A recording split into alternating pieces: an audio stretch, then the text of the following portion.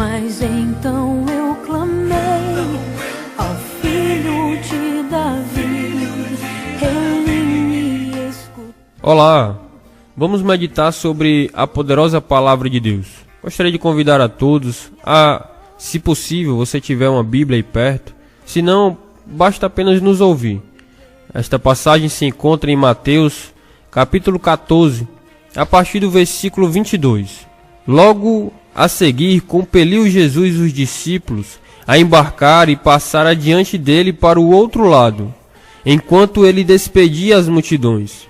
E despedidas as multidões, subiu ao monte a fim de orar sozinho. Em caindo a tarde, lá estava ele só. Entretanto, o barco já estava longe, a muitos estádios da terra, açoitado pelas ondas, porque o vento era contrário.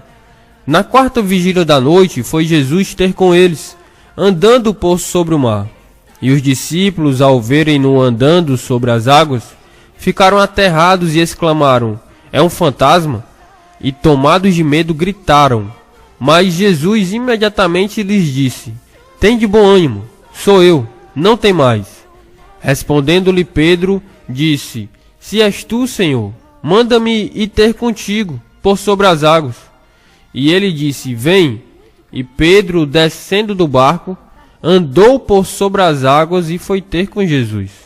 Reparando, porém, na força do vento, teve medo, e começando a submergir, gritou: "Salva-me, Senhor!" E prontamente Jesus, estendendo a mão, tomou-o e lhe disse: "Homem de pequena fé, por que duvidaste?" Subindo ambos para o barco, cessou o vento. E os que estavam no barco o adoraram, dizendo: "Verdadeiramente és Filho de Deus." Nesta passagem, compreendemos algumas coisas a respeito de Jesus e a respeito da fé. A Bíblia diz: logo a seguir compeliu Jesus os seus discípulos. Jesus fez isso para que depois ele mesmo despedisse as multidões. Jesus, como líder, ele assumiu a responsabilidade. Mas o interessante é que a Bíblia diz que, despedidas as multidões, subiu ao monte a fim de orar sozinho. Algumas vezes em nossas vidas nós estamos diante das multidões, mas em alguns momentos nós estamos sozinhos. Jesus, ele tinha essa peculiaridade. Ele, em alguns momentos, anunciava às multidões, mas ele sempre resguardava algo para ele, um momento de intimidade com o Pai. Assim também em nossas vidas. Muitas vezes nós até estamos reunidos em grupo, até estamos nos relacionando com outras pessoas, falando a respeito do Pai. Mas é necessário também termos a nossa intimidade, aquele momento a sós, a qual nós derramamos o nosso coração e falamos os nossos mais íntimos pensamentos. No versículo 24 diz: entretanto o barco já estava longe. O nosso Deus, ele é Deus de longe e é Deus de perto. Ele é Deus dos vales e ele é Deus dos montes. O nosso Deus, ele livra do problema e ele também livra no problema. Aqueles homens a qual a Bíblia relata no livro de Daniel, Sadraque, Mesaque e Abidnego, eles entraram na fornalha ardente por não negarem a sua fé. O Senhor Deus Todo-Poderoso poderia tê-los livrado de entrarem na fornalha, mas esse Deus, ele livrou de dentro da fornalha. Ele pode fazer da melhor forma. Ele tanto pode livrar do problema, como ele pode livrar no problema. Na quarta vigília da noite, diz a Bíblia, foi Jesus ter com eles, e os discípulos, ao verem-no andar sobre as águas, ficaram aterrados de medo. Interessante é que muitas vezes acontecem sinais, maravilhas, a demonstração de Deus, mas muitas vezes o homem não percebe, não atenta para os sinais. Também a Bíblia diz que Jesus imediatamente lhes disse: "Tende bom ânimo." Aqueles homens viram o sinal de Jesus andar sobre as águas e agora ouviam a sua voz dizendo: "Tende bom ânimo." Muitas vezes nós não atentamos para os sinais de Deus.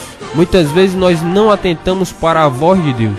A Bíblia também diz que Pedro, dizendo: "Senhor, se és tu, manda-me ir ter contigo por sobre as águas." Muitas vezes nós não atentamos para os sinais, não prestamos atenção na voz de Deus. Nós queremos ver o seu poder.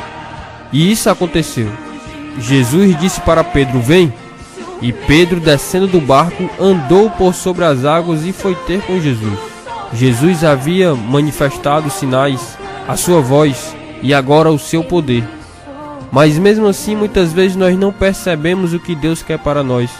Mesmo depois de ouvir sinais, de ouvir a sua voz, de ver o seu poder, mesmo assim o nosso coração permanece endurecido. A Bíblia diz que aquele homem, depois de andar por um pouco sobre as águas, ele começou a reparar na força do vento. Este pode ser o motivo da derrota. Muitas pessoas podem cair, podem submergir, podem descer por causa disso. Cuidado, este pode ser um motivo de derrota. Qual é? Reparando, porém, na força do vento, teve medo. Quando nós tiramos o nosso olhar de Jesus, isso pode atrapalhar a nossa vida. Isso pode fazer com que nós venhamos submergir. Então não tire o olhar de Cristo. Não tire o olhar de Jesus. Enquanto aquele homem, Pedro, estava com o olhar fixo em Jesus, ele estava caminhando sobre as águas. Porém, quando reparou na força do vento, teve medo. Algumas vezes em nossas vidas nós ficamos olhando para as circunstâncias da vida. E as circunstâncias muitas vezes podem parecer, como diz a Bíblia, um vento contrário. Ou seja, todas as coisas parecem dificultar a sua vitória. Todas as coisas parecem que contribuem contra aquilo que você deseja. Tudo está parecendo contrário àquilo que você deseja, ao seu sucesso, à sua vitória. Mas quero dizer uma coisa para você.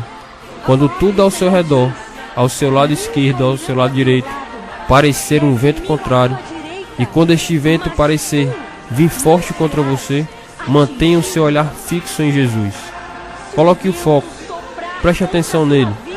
E mesmo depois de sinais e maravilhas, de ouvir a voz, a manifestação do poder, mesmo assim aquele homem teve medo. E aí vem quando nós reconhecemos, aí sim, quando o ser humano reconhece a presença de Deus, muitas vezes não é através do sinal, da voz nem do poder, mas sim quando Jesus estende a mão. Por isso muitas pessoas na sua caminhada só olham para Jesus quando elas estão submergindo, quando estão mergulhando, quando estão no fundo do poço, quando estão numa situação bem difícil. Muitas pessoas só olham para Deus nesse momento. E foi neste momento que Pedro, ali submergindo, ele decidiu colocar o seu olhar em Jesus. E ele clamou: salva-me, Senhor. E Jesus estendeu a mão, tomou e disse: homem de pequena fé, por que duvidaste? Subindo ambos para o barco, cessou o vento. Quero dizer que muitas vezes o vento pode ser contrário, pode haver muitas dificuldades, mas depois do vento contrário, depois da tempestade, sempre vem a bonança. Vai chegar um momento em que o vento vai cessar. Quero te dizer que existe um hino muito bonito, que ele fala o seguinte: nunca houve uma noite que pudesse impedir o nascer do sol. Essa é uma das frases mais bonitas que eu já ouvi na minha vida. Se você prestar bem atenção, você pode estar num problema muito difícil, mas nunca houve uma noite que conseguisse impedir o nascer do sol. No Salmo 30, versículo 5 diz que a tristeza pode durar até uma noite inteira, mas pela manhã vem a alegria. Então eu quero te dizer que não importa o que você esteja passando, isso vai passar e o vento vai cessar. Então somente coloca o teu olhar fixo no Senhor, confia nele e no mais ele fará. Então aqui nós agradecemos essa oportunidade. E ele te socorreu.